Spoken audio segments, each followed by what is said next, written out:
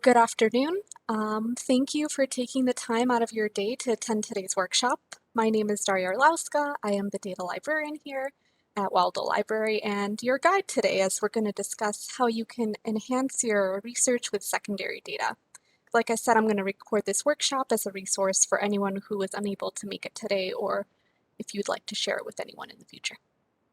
Okay, so after attending this workshop, you should be able to define what is secondary data and be able to identify some benefits to using it within your projects or research, as well as pinpoint exactly what data you need for a given project. We will also explore some common secondary data issues so you can feel confident that you are choosing the right data. Next, we will briefly cover what funding opportunities there are out there for secondary data. We will provide a basic overview about two data resources, ICPSR and All of Us, to help you be more familiar with where you can encounter data sets. And we will round out this workshop with a reflection on secondary data and a kind of an open discussion if you have any questions. So no matter where you are in your career, whether you are a student looking for a data set for a class assignment, a researcher trying to incorporate supplemental data into your project, or an instructor seeking to introduce students to these concepts or mentor a student through maybe a thesis, this workshop will provide you with the tools to get started. This workshop may be useful for researchers thinking about sharing their data as well, as pinpointing your data needs will identify steps you can take to make your data more reusable. That being said, this might be a little information dense, so feel free to ask as many questions as you need. I'm going to be monitoring the chat, so if you would like to type something in there instead, that's perfectly fine. I will be sharing a link to the slides and feedback form at the end of our time here today, so please send me an email if you aren't able to stay the entire time and would still like to get those resources. Now, without further ado, let's begin. What is secondary data and why is it a good fit for your needs? Secondary data is collected by someone else or by the same researcher for a different purpose than the original purpose. So for example, secondary data could be census data that you had no hand in collecting and compiling. Or it can be primary data that you collected for a different project and are now reusing for an additional set of questions. There are many benefits to using secondary data. Collecting primary data is resource intensive, requiring both funding and personnel time, so by using data that someone else has compiled, you can reduce time and resources spent doing that. If you are using several sources of secondary data, it can be more representative because it can tap a larger audience than you could collect in primary data alone. This may also allow for looking at changes over time if the sources gathered data on the same topic at multiple time points. You are also advancing science through replicability. A commitment to reusing data marks a shift to an open source model, where high data quality and documentation are most valuable, and researchers who put forth effort into creating a reusable dataset are rewarded with citations. It's also unlikely that the original researcher exhausted all possibilities or answered all the questions. Secondary data allows data a new life, acting as a resource for researchers unaffiliated with the original project to view the data with fresh eyes and come up with novel hypotheses. And finally, using secondary data in teaching allows students to experience the research process, reinforcing concepts and best practices to better prepare them to do good research in the future, and also share it. That being said, secondary data may not always fit your needs. If you're looking to answer a specific question with your research, you may find that the information you are looking for has not been collected. This may force you to come up with a substitute for the variables you wanted to look at, or combine several data sets, maybe with missing values, which may result in higher errors or less power in your analyses. By collecting your own data, you are controlling who is in your sample, and asking the precise questions that you are looking for answers to. And your results may be more up to date than information gathered in the past. By collecting your own data, you may also be more aware of its limitations and biases, which is something that's sometimes more difficult to figure out in secondary data. However, using both of these data can be a powerful combination, because even if you're planning on conducting a primary data collection, investigating what secondary data is available may give you a better understanding of what information is already out there, which prevents duplication of work. It can also be cost-saving, as you could potentially compare your novel data to a larger body of research that is already available.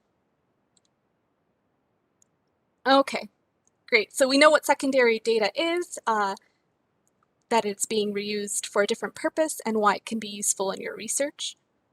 Regardless if you are using secondary data as the only data in your research or as the basis of a project that will collect primary data, pinpointing exactly what data you need for a given project is important. In this section, we're just going to explore strategies for searching for and assessing secondary data, so you can feel confident that you're choosing the right data set. Before we begin doing anything with the secondary data, you need to decide on what approach you want to adapt. There are two main methods to beginning a project involving secondary data, differing on order of operations primarily. The first is the traditional research method, where you formulate your research question first and then find the data set, which allows you to conduct the analyses that you're interested in. However, because you are writing questions without having the data in hand, you might have to revise your questions later on. You might also have to make some compromise if you can't find exactly what you're looking for. The second method is locating a data set first, and then looking at its variables to see how they can be combined to ask an interesting question. This approach can be useful in a classroom setting because by formulating a question based on data set limitations and parameters, it can result in a faster process because you don't have to go back and maybe change your question later on if you can't find what you're looking for. By deciding on a data set first, you might also be avoiding reinventing the wheel because you could look at what articles are citing that specific data set and see what other analyses have been conducted. However, this approach can be limiting from a research perspective because it may prevent you from asking novel questions or combining multiple data sets together. There is no correct approach. One just might be better suited towards your needs, and each have their own strengths and drawbacks. For the purposes of this workshop, I'm going to be guiding you through secondary data considerations using the traditional research method. But you can use the strategies that I've outlined in either of these methods as you work through finding secondary data. Okay. The next thing that I want to touch on is definitions. While you are looking for secondary data, you may encounter some terminology that might be different from what you use in your field. To avoid making assumptions about the level of experience you have for searching for secondary data and whether or not you've done it in the past, I just want to briefly go over some of these terms to make sure we're on the same page. So you have, oh, I already skipped over it, sorry. So you have data, which are the raw input or an item of information. For an example, in a traffic accident form, the characteristics of the driver and the accident itself would be the data. This would tell you a lot about the singular event, but it wouldn't be helpful at letting you know about the traffic safety in a specific location or trends over time, unless you have the statistics. Statistics are analyzed data, so it doesn't have to be complicated, it could just be the average amount of accidents during inclement weather. It's also possible that you might be using statistics as data if you are comparing multiple averages over time to conduct your own analyses. Related to these are microdata and aggregated data. Microdata often refers to data about people, such as an individual's response to a survey or a traffic incident report. Aggregate data is produced by a statistical procedure. So if you're looking at tables that say by gender or by race, you're dealing with aggregate data. Some terms about how data were gathered. You have a survey, which is where data is gathered from a small sample of participants to make estimates about a larger population. You have census data, where the goal is to contact every single person within a population and have them provide data. And administrative data, which is you're gathering data on individuals without contacting the individuals, such as maybe through tax forms or through death certificates. And then the three main terms you may encounter when dealing when data was gathered is cross-sectional data, so data gathered at a single time point, versus longitudinal, or sometimes it's called panel data. So data collected from the same sample of people over a certain time period, whether that's months, years, or decades. And time series, so data collected regularly over a period of time that doesn't use the same sample, although there might be some sample overlap between populations. This includes stock prices over the years or public opinion polls. Okay, so armed with vocabulary and the approach we're going to be using in your data project, the next step is formulating a research question. When I receive requests to help to find data, this is the area that sometimes falls by the wayside, because using secondary data doesn't require you to figure out survey questions and data types ahead of time. It's something that's already out there, and so a lot of the time people are like, okay, I'm just going to find the data that matches some of the things that I want to know. But by taking a moment to think about your terminology and defining what things you want to look for, it can help generate multiple search criteria, allowing you to cast a wide search net. It can also help define your terms, which will help you decide if you want to narrow your criteria or broaden it. So let's say that you are interested in how many minority students are currently enrolled in public versus private universities, and specifically how this number compares between places that are conservative versus liberal. This may seem like a pretty straightforward research question, but I want to challenge you to explore each term of this question. So when you say minority, do you mean racial minority or LGBTQ? When you see students, do you mean graduates, undergraduates, both? Or more specifically, like first-year students or first-generation students? Does enrollment mean full-time, part-time, or both? Does university mean degree granting institute, or do you need to narrow your criteria based on what type of student you want to include? When it comes to place, what is the smallest unit of data location you are interested in looking at? Are you interested in looking at a city, within a state, data between states, within the entire country, between countries? And how will this level of geography impact what data is available? And how will the smallest unit of location affect standardization? For example, countries may collect similar information but might have different criteria for thresholds of collection, or even provide information in different units, which might make comparison difficult. So finding out what that smallest unit of data in terms of geography can be really helpful. And finally, does conservative versus liberal mean voting habits or opinions on certain issues? How does this definition change based on what place you are interested in looking at? If you're within the United States, conservative versus liberal could mean a certain thing, but if you're looking at data between countries, that can mean you might want to use different terms when looking for that data. So based on your brainstorm, how do you anticipate you can find all this information? Is it in one data set? Is it in multiple data sets? I would suggest if you have a lot of variables and a lot of terms you're looking at, creating a workflow document can be a helpful tool to make sure you're accounting for what variables relate to what sources, how they're connected, and what identifiers you can use. So in this example, we might expect to use two sources on how residents in university cities voted in the most recent election, and what is the enrollment of each of the universities within the state.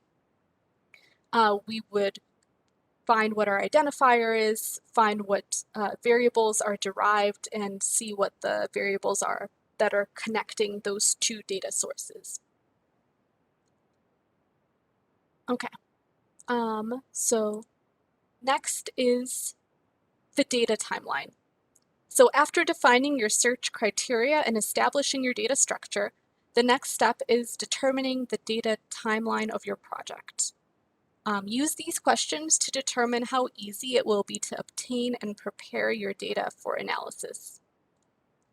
Has this research been conducted before? Can you reasonably expect that this data has been collected by governmental surveys, academic research studies, or work done by private companies? Is the data that you're looking for something that is submitted regularly because it is incentivized in the form of a legal requirement or to avoid a penalty? You may have a fantastic question that is novel because the data has never been collected due to time intensiveness or riskiness. If you're not sure if a data source exists, you should expect your data timeline to be longer to allow for more searching or research question revisions. Next, can you expect to use a single source, or do you need to use several sources? Similarly, is your data readily available, or does it require aggregation? Is it in one data set, or do you need to merge several data sets? Is the data spread out across several web pages, and you need to go in manually to grab it, or scrape it programmatically? I do want to take a moment to note that if you're scraping web pages for data, please make sure that this is allowed.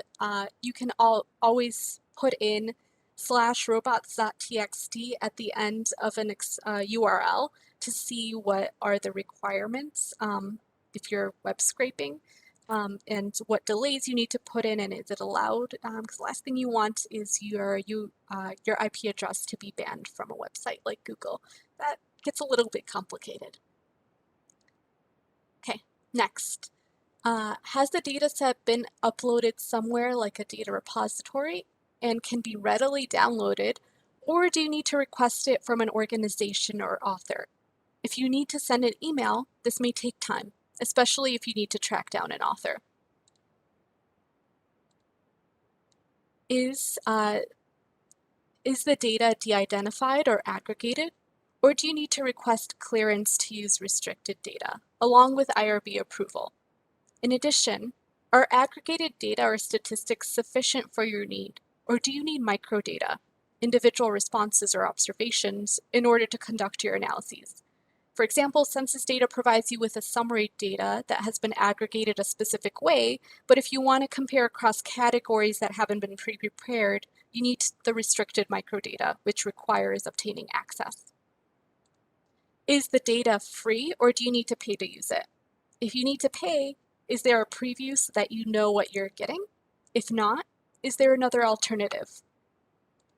Is the data in an open format that is easily usable, like a CSV? Or do you need to use proprietary software to gain access to the files, or figure out how to move it into a format that you can access or reuse easily? And finally, does the data require a cleaning or transformation in order to be prepared for analyses? I'm going to pause really quickly, see if there are any questions, because I just threw a lot of information at you about things that you should consider when trying to figure out how long it might take to find data for your secondary analyses. Okay, I see a hand. Hi, Daria, could I ask a quick question? Yes. This is Carrie Leatherman. Could you just really quickly define data scraping? And if that can't be defined quickly, that's okay. We can talk about it later. Yeah, so Thank you. data scraping is using a programmatic tool such as maybe R or Python, um, and it essentially you're just putting in a query, and so the program is going to ping the website and ask for information back, and it can be a good way to get information from a bunch of different web pages. But when I was talking about robots.txt, which someone asked for, let me see if I can go back to that. There you go. and this will be in the slides that I will share later, it's good to make sure that the website that you're trying to scrape data from actually allows you to scrape data, because websites might have different permissions set, or they might say, you can ask us for information, but you can only do it every 5 seconds. And so you have to adjust your program to make sure that you're not asking for information more than every 5 seconds, things like that. I don't know if that's an easy way to explain it, but if you follow that link or look at it after this presentation, that might give you a better understanding of what that entails. That helps. Thank you, Daria. Okay, no problem. Oops, yep, okay. So next, after looking at your data timeline and you made some decisions about your data searching strategy based on how much time you have to dedicate towards it, you may have found some promising secondary data. Similar to when you are assessing information sources like articles and websites, it's important to assess the data credibility and usability before you decide to use it. So a good first check to data source credibility is to determine who authored the data. Is there a name listed? Who are they? Are there any connections to a credible institution?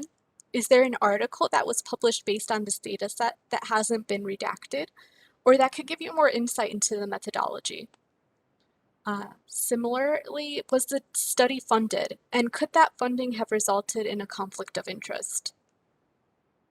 Does the data set have any documentation, such as a codebook or README file? Is it good enough that you can understand how to use the data?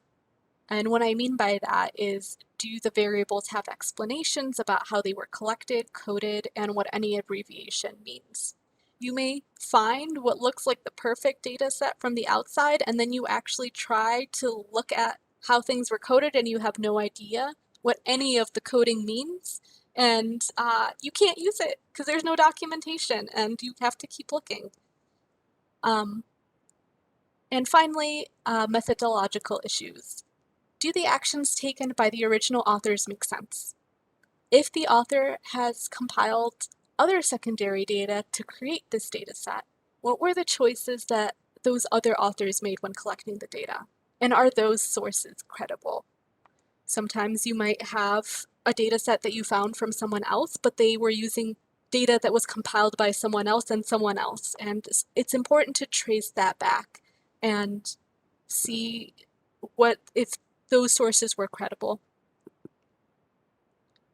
Okay, so after determining the credibility and reusability of the data source, use these questions to inspect the methodology so that you can evaluate the relevance of the data in relation to your own needs.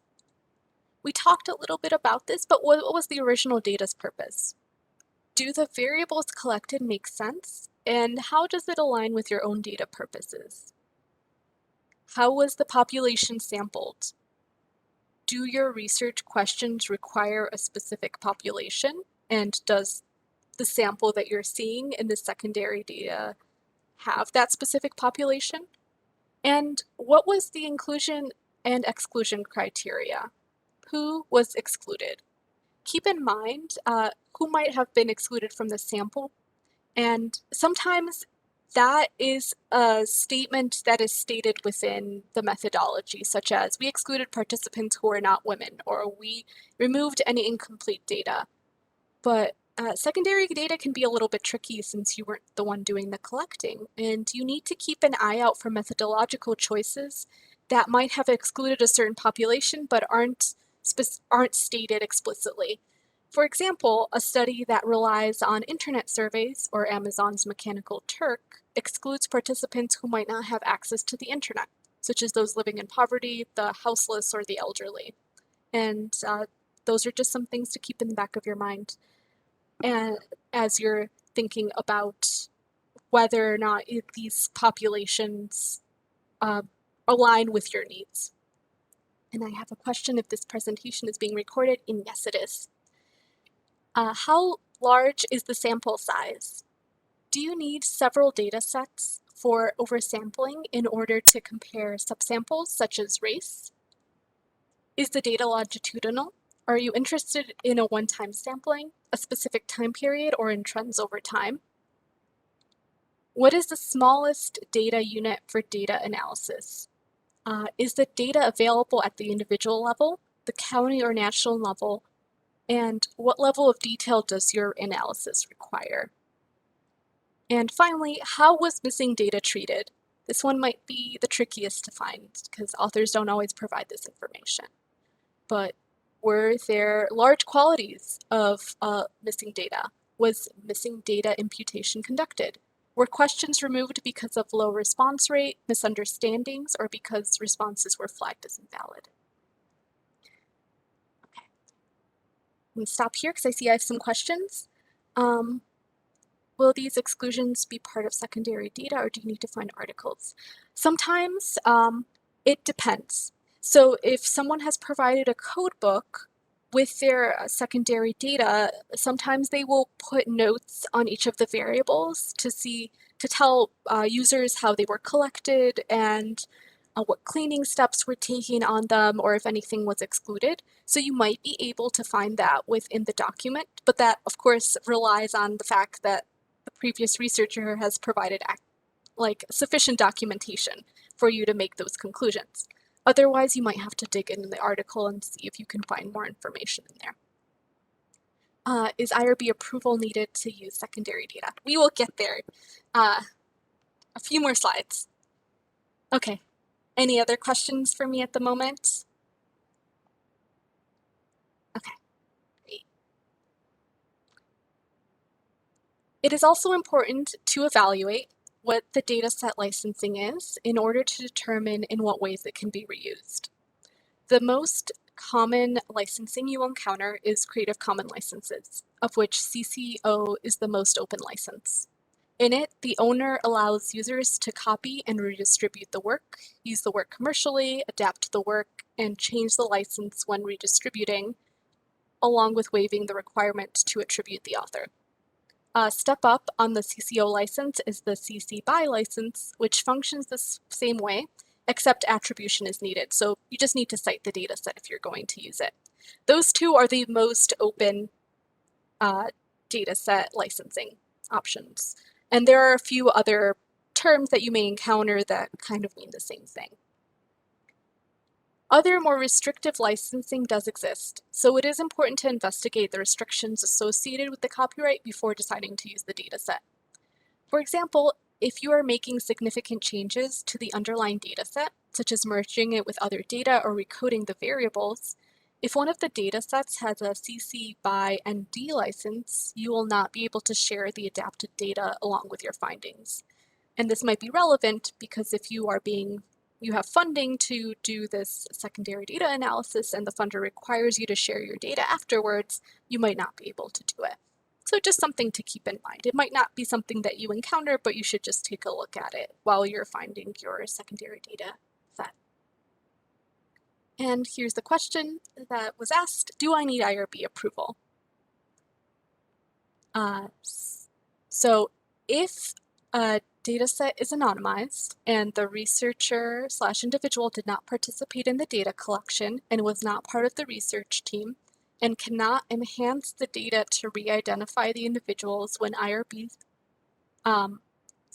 cannot enhance the data to re-identify the individuals, then IRB oversight is not required under OHRP guidance.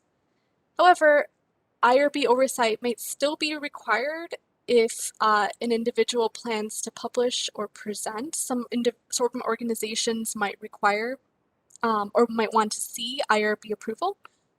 If you are also a graduate student or an undergraduate student who is conducting this research as part of a thesis or dissertation, you might need to get an IRB letter because the graduate college will want to see it. If it appears to, if it's de-identified or it doesn't actually contain identifiable information, the graduate college will just want to see that. So alternatively, if you are using datasets that are behind a paywall or have access restrictions, those may contain identifiers, and therefore need to be reviewed by the IRB under the exempt category. If you want to reuse human subject data sets from your lab that have not been de-identified for purposes other than the original research study, then you also need to submit a new IRB proposal for approval before beginning anything. If you are still unsure if you need IRB approval, the IRB will review the proposed project and you can send summaries to the email here. If you are a graduate student and you will probably need approval, you will need to send an email to Julia Mays to request access to Cayuse because graduate students aren't automatically entered into that system. So just something to keep in mind about your data timeline. I'll pause here, see if I have any questions before transitioning to the final parts of this presentation. Okay, so now that we've covered why you might want to use secondary data and some things you should look for when assessing if the secondary data you find is right for your project, let's talk a little bit about funding options. So if you're planning on collecting primary data and are applying for grant funding for it, I strongly encourage you to write it into secondary data acquisition costs. Like write that into your grant proposal. So that can be bundled in there. That being said, there are a number of funding opportunities for analysis data reuse. This is a sample of funding opportunities from the NIH. Please keep in mind that as part of NIH's data management and sharing plan, many of these might require that you make your data set and code public. So you might have to write a data management plan for some of these. If you need help with writing your data management and sharing plan, or you need a second set of eyes, I am happy to look at that for you. So feel free to send that my way. But here's just a sampling of what things you can encounter. And a lot of these times they'll point to a specific data set or they'll allow you to mix and match depending on which of the funding opportunities you choose. In addition to funding for secondary analysis on clinical data through the NIH, other governmental granting agencies and nonprofits provide funding sources as well. The Office of Research and Innovation also maintains a list of funding sources on their website, including funding for student researchers, which I encourage you to browse by going to wmich.edu/research/funding. And for more support on proposal development and submission, you should contact your research program officer, which you can also find through their webpage.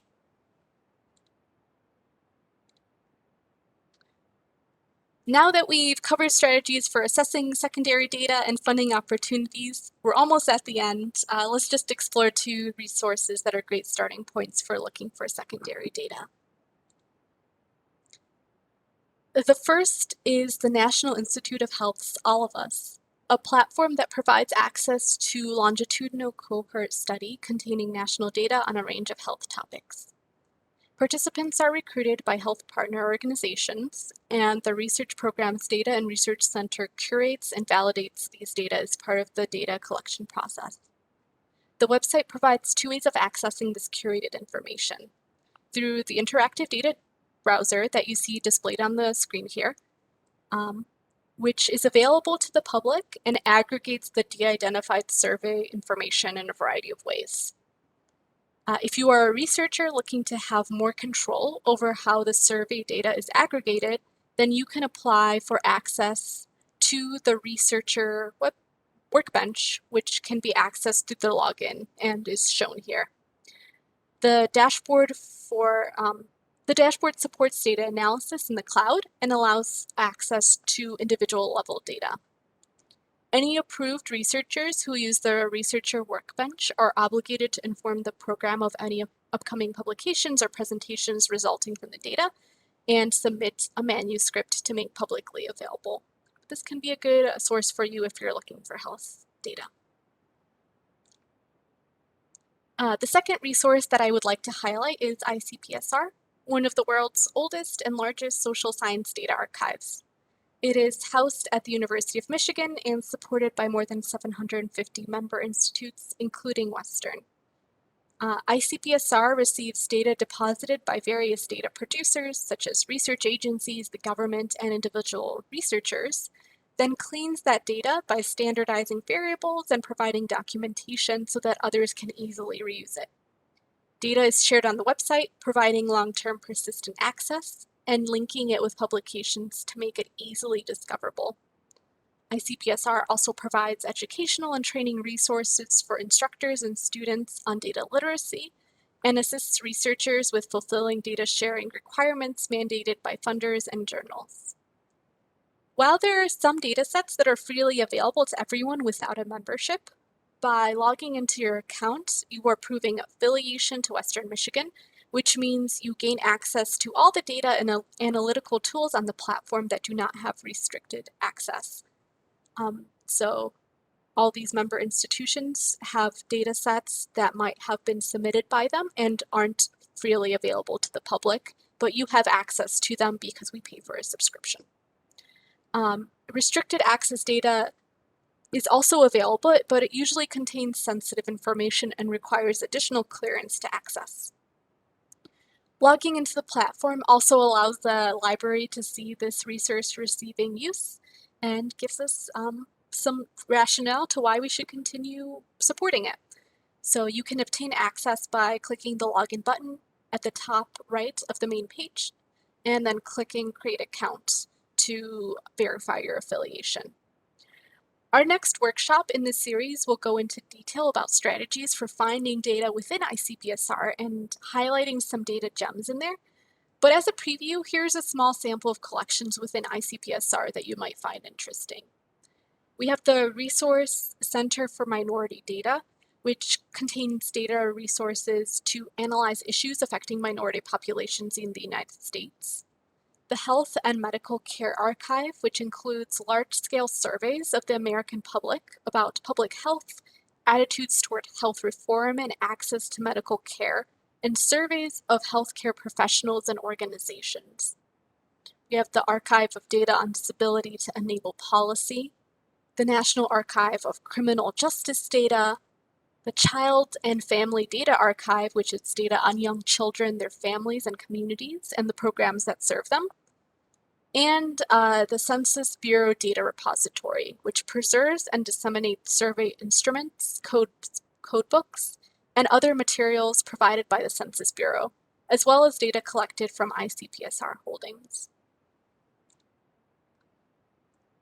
Okay, so now that we have discussed what is secondary data, navigation around common issues, funding opportunities, and potential sources, I want to give you the opportunity to hear from Dr. Bridget Weller, who regularly uses secondary data in her research. So Bridget, how has secondary data worked for you, and what wisdom would you like to impart on individuals looking to reuse data in their own work? Thank you, Daria, and thank you for sharing all this really helpful information. I really appreciate it. What I'd like to share is I kind of learned more about doing secondary data because I had fallen into a little bit of a gap in terms of my publication track record. And I had a colleague who was like, I need some help doing some analyses. And I said, I'd be happy to help you do that. And she was working with the National Survey of Children's Health, which is a large nationally representative data set of non-institutionalized youth. And once I had the opportunity to learn and work with those data, I said, I spent so much time learning the data set. I said, how else can I use this? And what else can I do to answer really important questions? And so I want to just share with people on the call that once you take the time and invest in learning about the different data sets, and I'll say it takes a lot of time, although I think it's a lot faster than primary data collection. Once you learn that, you can ask a lot of important questions. And so one of the things that I've done is when I see a gap in the literature that I want to answer or I want to address, if it hasn't already been addressed, then that's when I can use secondary data. So for example, a lot of my work focuses on disparities.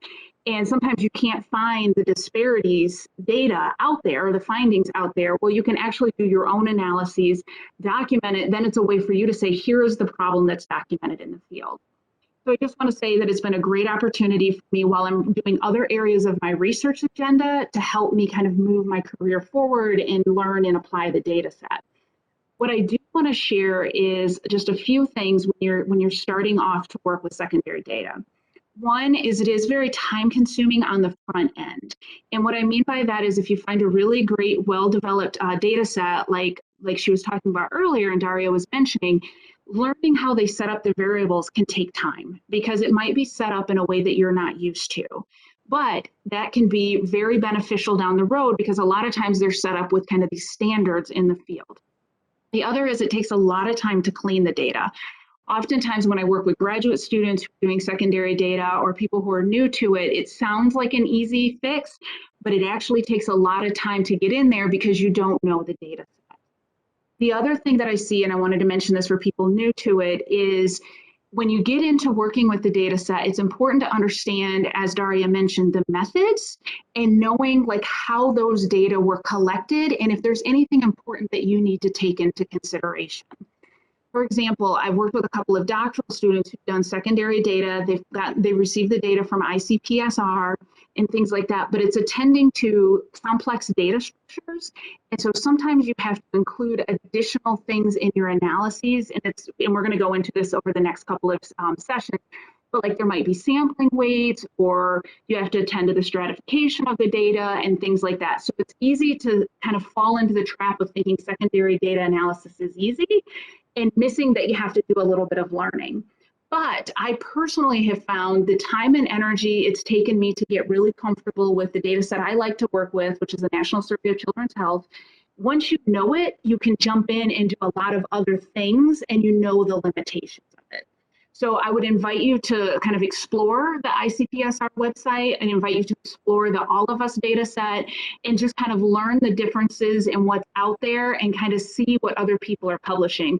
But keeping in mind that it does take time to clean it, it does take time to understand the code books, but in the end, it can help you answer some really important questions. And I found it to be incredibly helpful. Thank you, Daria. I want to make sure I leave enough time at the end for people to ask questions. Yeah. Thank you so much, Bridget. I think that a lot of the time, I think I mentioned when I get questions over email, can you please help me find this data? There's this idea that maybe if I find the data, it will help me solve all my problems. And that's not always the case because if you haven't done the work and trying to understand that data, then you don't really know what you're getting until after you get it, right? And that's the same issue with if you're looking for data that might be behind a paywall and you don't actually have access to all the variables until after you pay for it. Is there another way around it? Do you really need the data that you think you need because you don't know what you're getting? So these are just things that you should consider, and it might sound overwhelming right now. It's going to be easier once you start doing it because these are things that kind of become ingrained, and once you know what you're looking for, you'll find what you're looking for.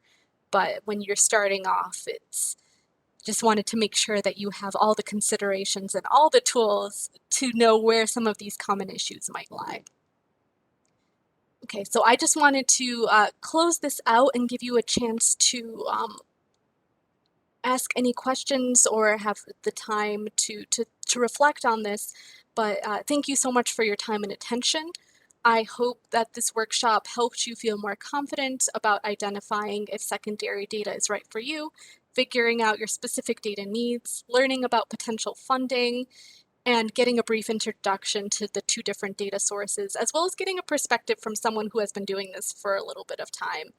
I'm putting two links in chat, one for the slides right here, which also have the survey, and the other that just is a link to the survey if you want to provide us with any feedback about how we could improve this session in the future, or if there are any other sessions that you'd be interested in hearing about. If you liked this workshop, we are offering 2 more from this series in March, one providing a deeper dive into finding data on ICPSR, and the other one is about using ICPSR data. We're also going to have a special guest joining us for these, Dr. Lynette Holter, Archivist and Director at ICPSR, so be sure to join us for these discussions. All of the workshop recordings will be found on the library's YouTube page, as well as Kay mentioned, it will also be available through the Office of Research and Innovation. Finding data is tricky, so if you are finding yourself having a hard time finding what you need, feel free to send me an email or schedule a consultation. I'm also happy to talk to you about any other data needs that you have, including how to set up a new project, manage a current one, storage options, documentation, preparing the data for long-term storage after the project is over, or preparing for data sharing. So I'm going to open it up. If you have any questions, either put them in the chat or unmute yourself. And thank you again.